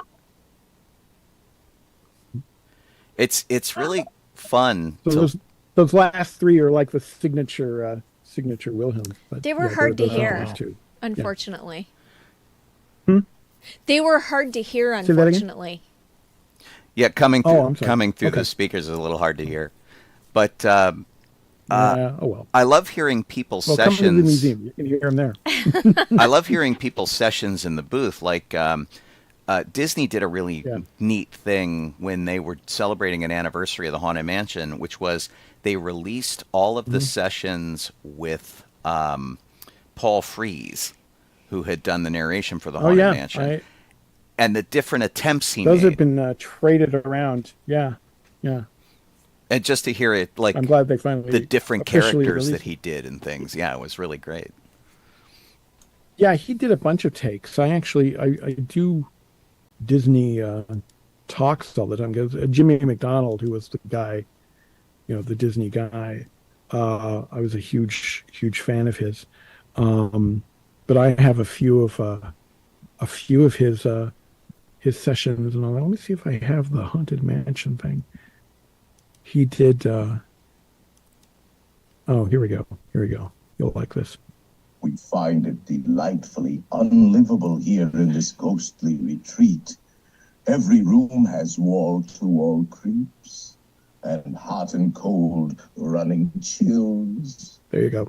Awesome. That's clean. There's a little of that. Yeah, and that's without reverb too. So that's And kinda I love where he also tried different voices, where he did like a sort of a Bela Lugosi Dracula kind of thing. He did a Peter Lorre take on it, and You know what's just funny? I actually did some consulting on that CD release, and it was really interesting that they couldn't find the official copy in house of those auditions. Oh, It wow. actually came from a fan who shall remain nameless, who actually saved a copy. So it actually, that's why the quality is just a little different Right. than the others, because that was like the only version they could find. It was the best version they could find. That's pretty funny. Well, you look at a project like that, and when it comes out, you think, well, I'm never going to have to go back and deal with this other stuff. We've made a selection. Well, and I'm lucky that I saved all the stuff for the museum, because I worked at a post-production company for years, and I saved a lot of stuff, and I'm glad I did. The company that bought the company that I was with, they actually threw away a lot of the 1/4-inch masters, the master tapes, because they figured, we got them digitized. We don't need them anymore. Oh, no. Why should we keep Wow. these? Yeah, so I've got a few. by all means, let's just save the lossless version, the lossy versions of it digitally. Yeah.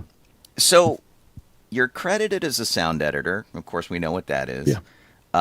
A sound designer, which we know. But sometimes you're credited as a wrangler for sound effects. Yeah, sound effects wrangler. And Yeah. so what does I a have- wrangler do?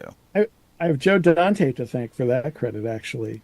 I was on the dub stage with one of my bosses, Mark Mangini, who's won a couple of Oscars in the last few years. Brilliant guy. He was one of 3 partners at the company I was at. And I'm indebted to him because they were there at the start of my real career.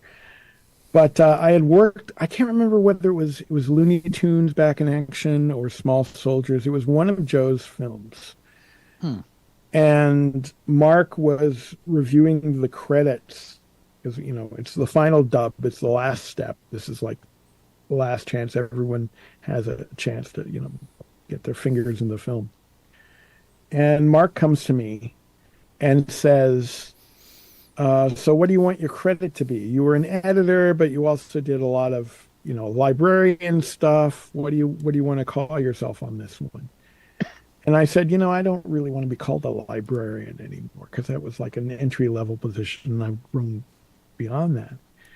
But I did a lot of that stuff, and I tracked down a lot of stuff, so I don't know. And then Joe Dante walks by, and he says, why don't you call yourself a sound effects wrangler? And we all laughed. We all laughed, and then Mark Mangini had this thing when we agree on something someone said, we kind of just look at each other and he didn't say a word. But that's how that started. And done. Like wow. three or four features I'm listed as a sound effects wrangler, but it's ones that are where I track down lots of stuff. Looney Tunes Back in Action, definitely, because there's a sequence, they go to the secret Nevada underground laboratory called Area 52. And it's apparently where all the old movie monsters are imprisoned. They walk by this cell, and there's the robot monster, there's a man from outer space, there's all these different classes, there's a Trifid, all this stuff there. And of course Joe wants them all to sound exactly like they did in the feature, so I had to track down a lot of these and that was really fun. And then I cut them in. One fun Star Wars note on that, I actually got to cut Ben's lightsaber stuff for Bugs Bunny. Bugs Bunny has a lightsaber duel with Marvin the Martian. Oh, cool! Really? So I got to cut the lightsaber sound on a feature film. So it wasn't exactly a Star Wars film, but I got to cut it, so that was fun. Yeah, that's really funny.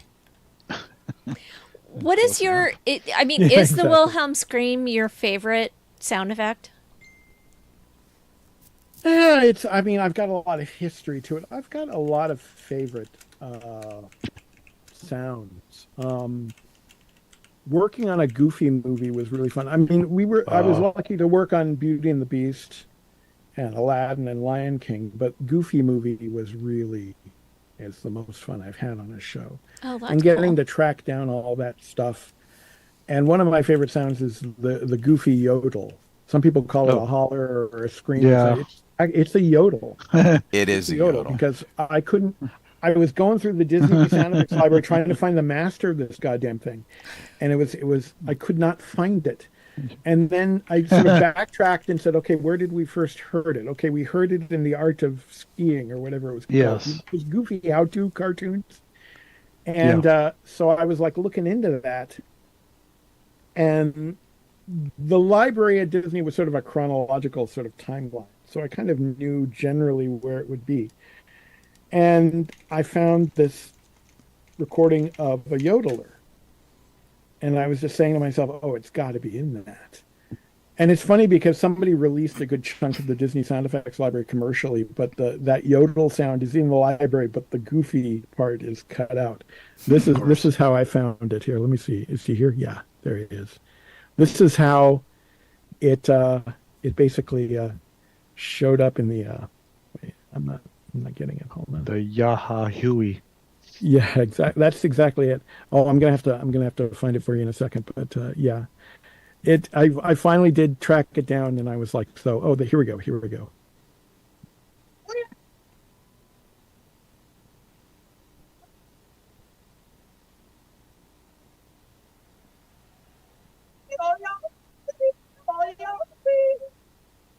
There you go. Could just barely hear that. That's pretty funny. It just makes me think of the Matterhorn. Okay. Yeah, Zoom isn't the best for sound because. Yeah. Oh well. Yeah. We've discovered that Colleen's computer, especially if you're off axis of the microphone, you can't hear anything. Sean was able to watch TV in the same room that I was having a Zoom. It's in the surrounds. Yeah. Yeah. Oh well. And I want to mention something that I want people to check out. And I know that you, like a lot of us, only mess with it periodically. because it's sort of like a hobby site. But you have HollywoodLostandFound.net. Oh yeah. I haven't touched that in a long time. Yeah, that's where the Wilhelm list was.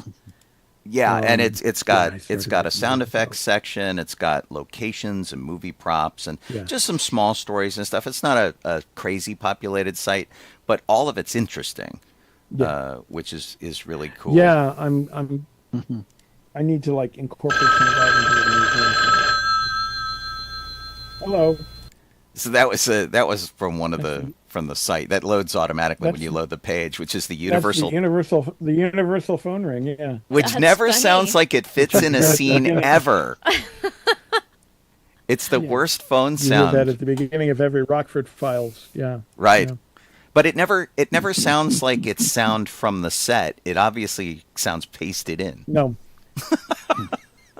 and the first few takes have a wow in it. It's like they started the recorder while it was still adjusting, so there's a little bit of a wow in the recording. Nice. Yeah. So it's funny how these old, I always call them the liquid lunch sound editors from like the 50s and 60s. They would just cut the first sound on the roll, and then hit pego across the street. Get to the martinis. Yeah, exactly.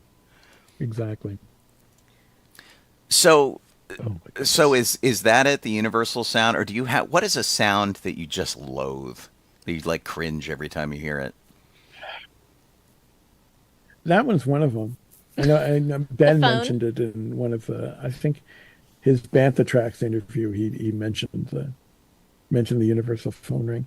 There are a few that are just old and like have no business being in a contemporary film, like Castle Thunder. The old Thunder from Frankenstein. Right. There are a couple.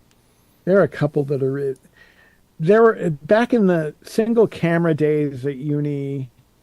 There were a lot of stocky sounds like that. There's actually a sound montage that we play at the museum when we're just kind of idle. There's this in our big display room, in our conference room, we have a 6-channel array. And sometimes I'll just leave this, there's this 20-minute, it was at LostCon actually a few years ago. That's where I debuted it. Oh, cool. Just this multi-channel sound effects montage, and there's a bunch of stuff from uni in that. It goes through different studios and different eras. And there's a Universal TV section, and there's a lot of the old sci-fi stuff from like Galactica and Buck Rogers and all that. Oh, and that's stuff's cool. ancient. Sweet. Well, but all that's in our reference library too. You can just sit down and put on headphones and listen to all these old effects. Oh, that's cool. Some of it, like somebody picks a sound effect and it becomes like the de facto sound. Like people for a long time used the same car crash sound effects over and over and over again. Oh, sure. Well, geez. The one you're talking about, I know exactly. It was on one of those records. They back in the late 60s, early 70s, they used to sell these sound effects records. They used to say like injected for stereo or something like that on them. And that car crash was on that, and that's how that got around. Everybody had that thing. And I think it's the same one that they used on the Transfusion Nervous Norvis song from like what was it, like their 30s 40s, and it has like this weird like a bunch of things, comic boing in it. Yeah, I think it's in the Untouchables too, the De Palma Untouchables. Yeah, that's really funny. Wow, it's incredible how this stuff gets around. I mean, up until like the mid 80s, you're still hearing some of this stuff, like Castle Thunder, what I was talking about. It's in Back to the Future. It's the lightning bolt that strikes the clock tower. Really? Right. But it just says lightning bolt. It just says, it's great for like, I like to use some of these old sounds if there's a movie within a movie. That's always fun, because you can pick these old sound effects libraries and use them again and sort of breathe life into them for an offstage movie or something like that. Mark Mangini likes to put the Wilhelm in as an offstage movie too. It's that Bruce Willis movie, The Kid, has a fun moment where the kid is watching TV and there's some kind of movie that you don't see and there's a Wilhelm there. We do that lots of times. It's and I love when sound designers try to tweak it just a little bit, and they're like, "Oh, if I mess with this a little bit, people won't recognize it as much," and we all still pick it out, and we're like, "Oh, well, they just Richard Anderson does that flange a lot on with it." the Or, Wilhelm. He'll call wow. it a stealth Wilhelm. He'll try to sneak it in. Yeah. In the documentary, one of our guys, Ron Bartlett, who's another Oscar-winning sound mixer, he always likes to stick it in like explosions or things like that, just to say that he got it in, even though they didn't want the scream itself in there. That's always fun. That's pretty funny. I mean, I'm always trying to mix little things in. There was one movie, well, a Goofy movie actually. There were a few dramatic moments in a Goofy movie, and I had sort of sillier sounds cut in. And Kevin Lima, the director, is, no, this is serious. We got to tone it down for this moment. There's the moment where they're on the top of that mountain, and it's just before the big chase where the car rolls away. And in fact, this is the reason it rolls away, is Goofy has gotten out of the car and he's just sort of looking over at the view. And Max goes up to the car and kicks the tire. Yeah. I cut in a little, there was this great Disney sort of cough kind of sound, like a poof of smoke. Oh. That was Jimmy McDonald. Yeah, exactly. Yeah. Jimmy McDonald did it, who was the Disney sound effects genius. And I cut it in sort of as a sweetener for that, because a little cloud of dust comes up when he kicks the tire. And it just screamed that sound. So I put it in, but Kevin was like, no, that's too silly. This is such a big moment. Right. And so he kept lowering it, and I kept going to Tom Dahl, the effects mixer. No, bring it up. If you listen really carefully, it is in there for that little moment. That's awesome. But yeah, it mostly got mixed out. You can really like make or break a scene with the proper sounds, and there's I pay way too much attention to a lot of that kind of stuff, and but you can also run into, like, I used to do sound design for the Griffith Observatory and for some of their planetarium shows and things, and we would have like perfect sounds and perfect music, and we'd really set a mood, and we'd do whatever, and then like the art director would come in and go, no, it's got to be like this, or the the science guys at the observatory would come in and go, no, it's got to be like that, and they would like completely blow it.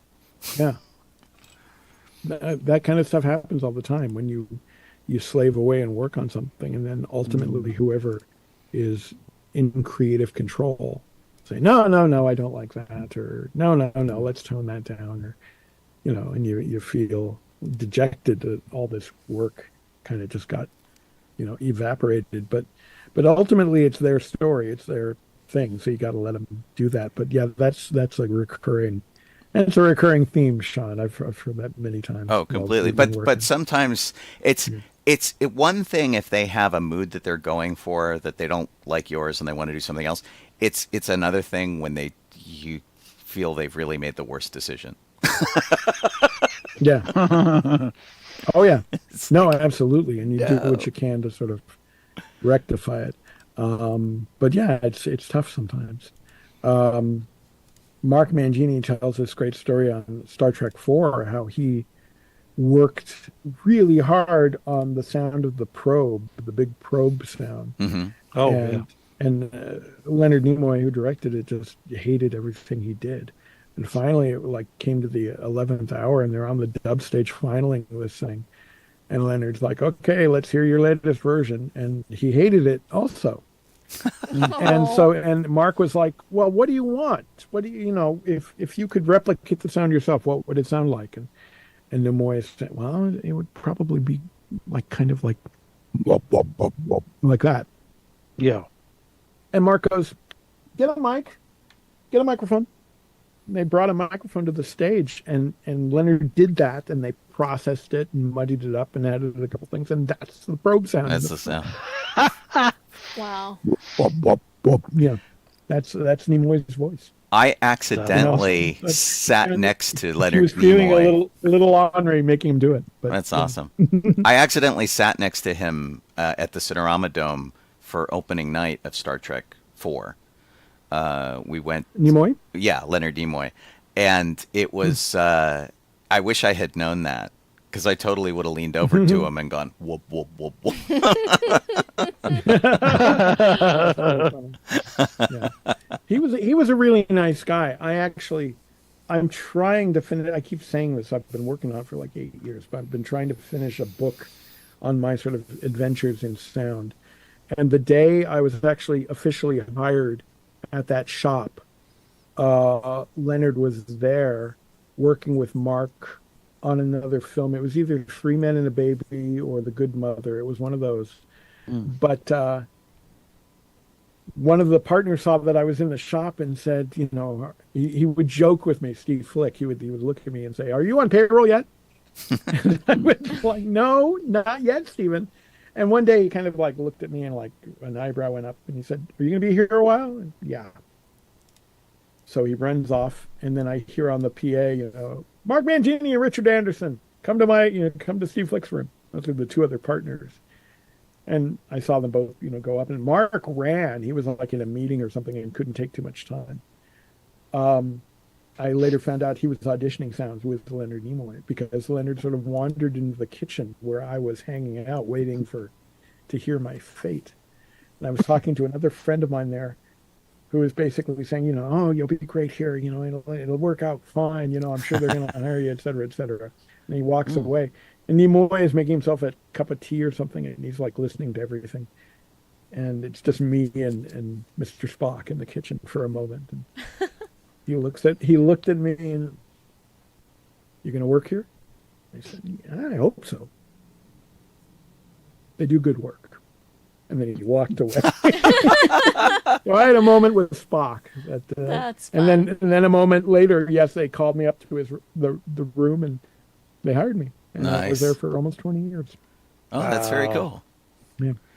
Well, you know, I mean, you can't if you've got Leonard Nimoy going to bat for you, that's not so bad. No, he was just telling me that he liked the shop, which was nice. That's cool. They had been doing good work, and that was like at the start of this huge roll we were on. We did so many films. I mean, the Gremlins films, Total Recall, all those Disney films, just a ton of stuff. Yeah, Tremors was one of the first ones that I worked on. I spent, oh my God, I remember at the time, this was like 88 or 89, they recorded all the vehicles for Tremors fresh. They recorded all the trucks and Jeeps and stuff new. Wow. Oh. Yeah, and I remember it was like a 2-day session out in the desert. And I come to my desk once, and there's a stack of 1/4-inch tapes like that high. And so how soon can you do these? Yeah. And I did something I wasn't supposed to do. I took a big stack of them home to cut, just to get caught up on this. And my girlfriend at the time had just started working at Rick Baker's shop, and she was sculpting a gremlin for Gremlins 2, sort of one of the melting gremlins at the end. Wow. So here it is. It's like 2 a.m. It's the middle of summer. It's boiling hot. We've got the little swamp cooler going, and got music blaring to keep us awake. And it's like, 2 a.m. I'm cutting these Jeep sounds, and she's sculpting this dying gremlin. And I'll never forget. I turned to her and said, "Hey, babe, we're living the dream." Living the dream. That's really cool. The things you do. Yeah. Well, my goodness. And the diversity of your credits list is nuts. Beauty and the Beast, and then Reservoir Dogs, and then Newsies, and then that was Batman. The first movie, and that was a lot of fun. Yeah, I mean, And there's a Wilhelm in it. That's... We actually got to teach Quentin about the Wilhelm. He didn't know the history of it. So we told him, we schooled him on that. Nice. And it's in almost every one of his films now. Nice. See, I could see Tarantino being the guy going, wait, you put that in, turn it up, as opposed to turn it down. Exactly. It was really funny. It's a whole story, and it's in the documentary. We told him the story of the scream when we dubbed it in the film. But I came in on a Saturday to get caught up on work, and I had a little black and white TV in my office with rabbit ears. This was 91, whatever. and I turned on KTLA was one of the only stations that we would get, which this independent local station, and Distant Drums, the movie that the Wilhelm was recorded for, was on TV.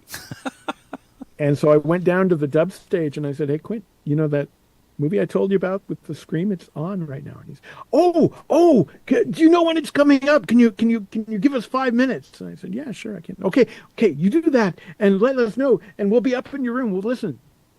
Okay.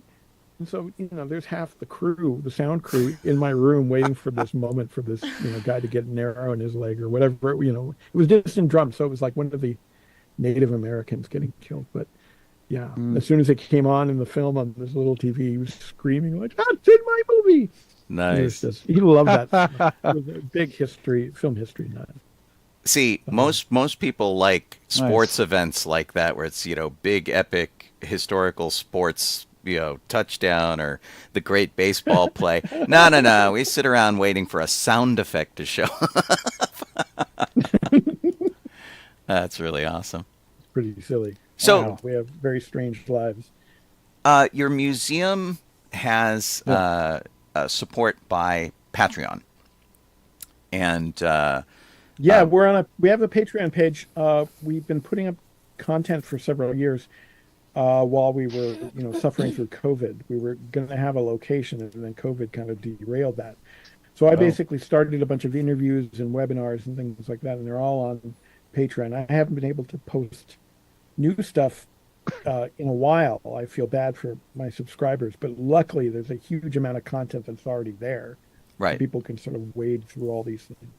But yeah, we've got webinars with all the big soundies that I know and have worked with, and a bunch of other people too. There are a few directors in there. Joe Dante and John Landis have done little talks with me, and producers like Don Hahn at Disney. And some voice actors, Bob Birkin, who is the current Porky Pig, did a talk with me. So there's all kinds of stuff, like 1 hour webinars, over 100 of them, I think, that people can access through my Patreon. That's cool. We're probably going to have another. We're probably going to have another tier that will include a physical museum membership, so you can just come whenever you want, if you make an appointment. Nice. Well, so reservation only. I just posted the Patreon in the chat, and of course, it's been in the teaser for all the shows. So you're using it to fund the museum and to get the programs going. What program do you not have, exhibit or program or something? Do you really, really want that hasn't been done yet for the museum? Oh gosh, I don't know. We're going to have screenings soon. I'm talking to a few theaters, and we're going to have some talks and actual screenings. That's something I would love to do. I mean, the Sound Guild does stuff like that too. We're going to get into that sort of thing.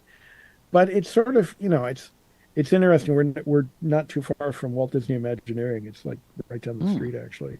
And I've always I've worked with them a few times, and I've always been a huge Disney fan. And their term is the blue sky phase, and we're sort of still in that. It's just, we'll come up with more stuff as we keep going and, see what works. Cool. Very awesome. And when you said that you're still working on the documentary? It's pretty much done. So when should people be able to see that? Color correction. Hopefully by October. And you'll make that announcement on your Facebook page, I imagine? We're going to have some screenings in LA for awards consideration and things like that. Cool. I think it's going to premiere in New York, because that's where Anna is our director. Mm-hmm. But yeah, there will definitely that'll be in our museum information. If you join our social media and all that, you'll be one of the first. We'll probably have a little screening here at the museum too, but we can't accommodate a huge amount of people, so. Right. We'll find a screening room somewhere where we can do that. Yeah. Cool. Yes. Very cool. We should probably start to say goodbye, because Sean, were there other things that you said we were going to talk about that we haven't touched on today? No, I don't think so. I mean, okay. Pretty then we much still have... we've saved the whole last hour for talking to Excellent. Steve about his career, talking about the museum. Oh, God. Kind of get the So the that word means out and we have a stuff, few and- more minutes. Yeah, totally. Yeah. And- Okay.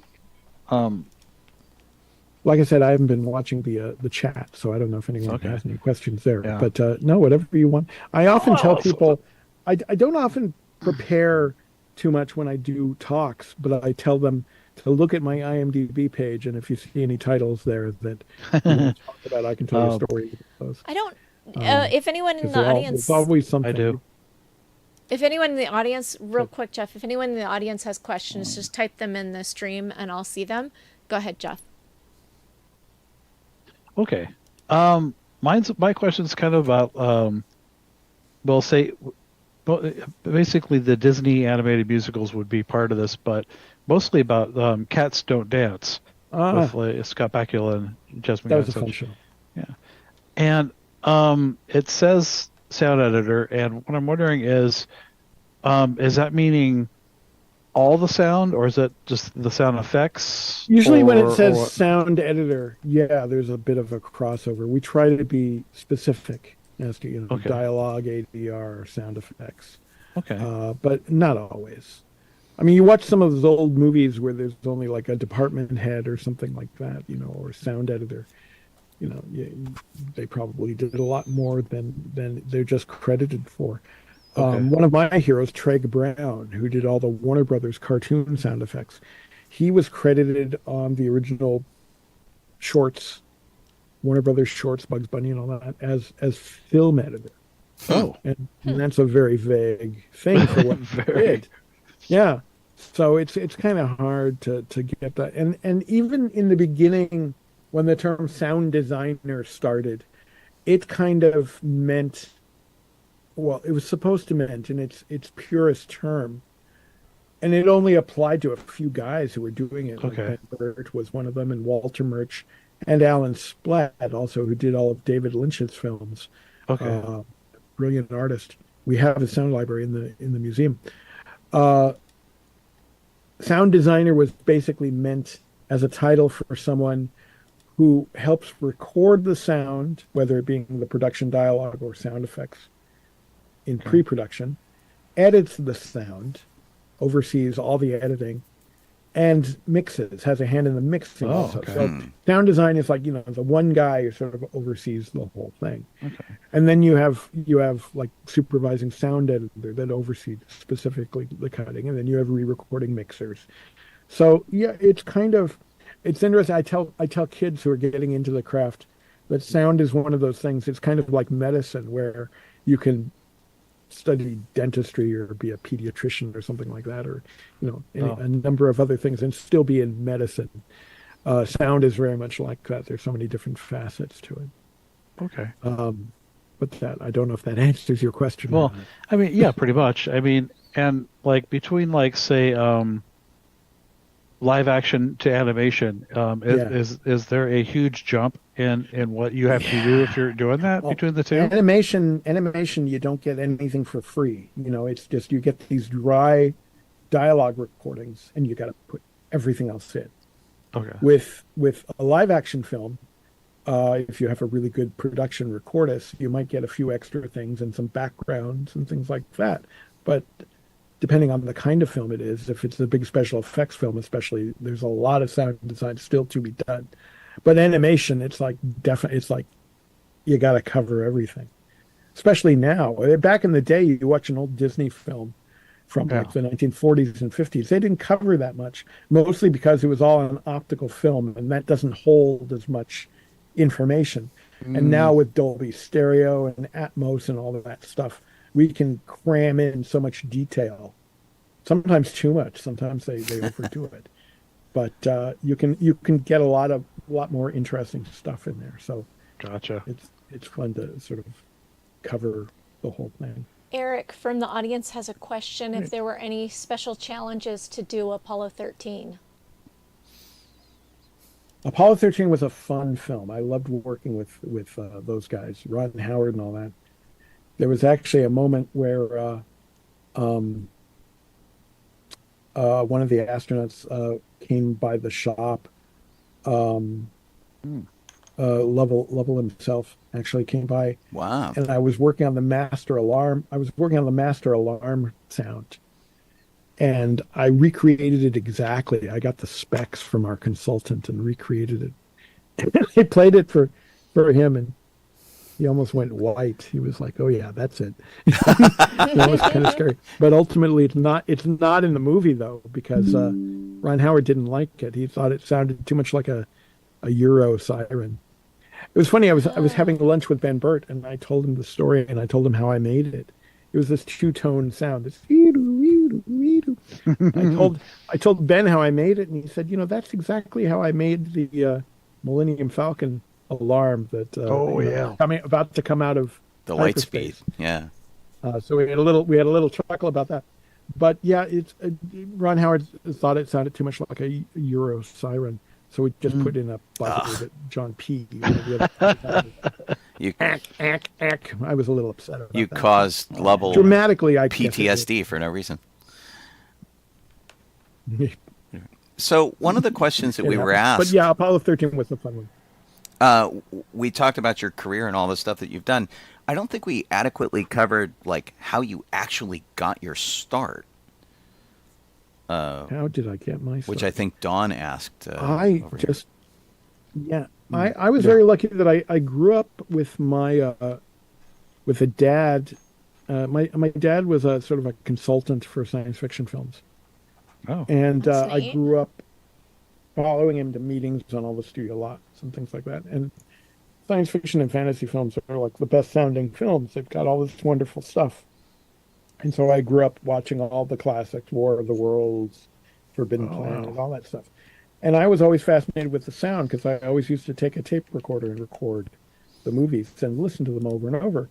So I sort of, and I would follow Dad. Dad would go to the Academy Library on Wilshire, and when he was doing research for his work, and I would go and pull all the sound books and articles that I could find because there wasn't much back there. It's not like today where you've got commentaries with Ben and interviews and stuff like that. It was hard to find some of the specific stuff.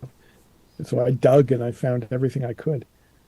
And I just grew up having an appreciation of how sound was created for films. And I started noticing the same sounds appearing over and over in some of these films, like Wilhelm and a bunch of others. There's one dog whimper that I loved when I was a kid. I actually discovered later in my career that it was recorded for Mary Poppins, for the little dog in Mary Poppins. But so I heard the same whimper in Pirates of the Caribbean at the park. It's the dog holding the key in its mouth. The keys, same dog. Yeah.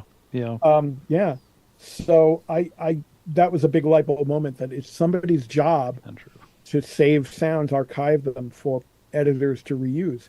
And I said to myself, that's a good job. I'll have to look into that. Nice. That's kind of how that started. Yeah. Oh, very cool. Oh. Yeah, I think it's amusing how every baby sounds about the same. They have one library of baby sounds. And, Well, I actually, that's funny you should say that because Roger Ebert, years ago, the late, great Roger Ebert, he had a column in one of his newspapers or online called the Movie Answer Man column. And I had never met him, and I never did get a chance to meet him in person, but we had a bunch of mutual friends in the film community. And somebody wrote in asking about this baby sound that they heard over and over, and somehow he got my email. And so it started a correspondence that lasted till, shortly before he passed away. Wow. But I answered the thing for him and wrote like a couple paragraphs, and he just reprinted what I wrote. He didn't finesse it or anything. He just said, "Here's the answer from a sound guy." Nice. So that was really nice. Basically, the signature sound, the one baby coo that everyone knows, is actually in a CD library that everyone has. So that's where that comes from. But there are some actors and actresses that do baby sounds so convincingly. Elizabeth Daly, E.G. Daly, she was Pee Wee Herman's girlfriend in Pee Wee's Big Adventure. Right. Oh, okay. She's been in a bunch of stuff. She does kids and babies baby voices all the time. She was one of the kids on Rugrats, and she's really good at it. She did the baby in Goofy movie. Oh, very cool. And it's just you just buy it. You just accept it, and she just comes onto the stage, an ADR stage, like an actor to replace line, and does this baby, and it's just what you need. So, Better than David Bowie and Labyrinth. In loop groups and things like that. That's really cool. We are at about the top of the hour here. So first off, let's say thanks to Steve Lee for joining us. Thank you. Talking about Thank you for having me. Your phenomenal career and the Hollywood Sound Museum, which we've been giving you all of the information on how to learn everything about the Hollywood Sound Museum. Go ahead and track it. Check out the Patreon, and get the information. Yeah, so and you people can have, come see if it. they have questions for me personally, they can track me down through social media. I've got quite the presence. Terrific. And are you going to be at LostCon? So they can always contact me. Absolutely. I already booked my room. Sweet. I will see you there. Goodness. And that's where we might even show the Wilhelm movie there, by the way. Oh, really? Cool. Ah, sweet. Yeah. Okay, well, I sent them my information to put me on panels, so hopefully, fingers crossed, we get on another panel together. Sure. You might have been listening to us over on sci-fi.radio. It is our URL. You can go ahead and put it right in and learn our schedule and see our different ways to listen to sci-fi.radio on everything from Alexa to your internet browser. So do check that out, all the news stories that we post up there as well. You could be watching us on YouTube or Twitch or on Facebook. Any of those things are very cool. If there's a way to like or subscribe or do whatever, please do. That's how we know that you've listened. To all of you people over in the chat, you've been absolutely amazing. Thanks for your questions and for hanging out and listening to Steve's amazing career and his, certainly passion project for the Hollywood Sound Museum. And do follow that and check it out. And you got a few spare shekels, throw them at the Patreon, which keep that thing going. Beyond that, we will do this. Drop by and make an appointment. Come see me. Yeah, what an offer. I have Good Morning Tatooine tomorrow. You can hear me from 9 a.m. to 11 a.m. on this station. That's Pacific time. It's 12 to 2 Eastern time, or wherever you happen to be in the world. It'll tell you the time over on our website. And we will do this all again next week. Thanks for tuning in to Docking Bay 94, and thanks to Kit for everything. I'm Colleen Kaylee Crosby. This is Jessel Donoho. I am Sean Obi-Shawn Crosby, and as always, may the Force be with you. May the Force be with you. Thank you, Steve. Thank you. See you later. Thank you.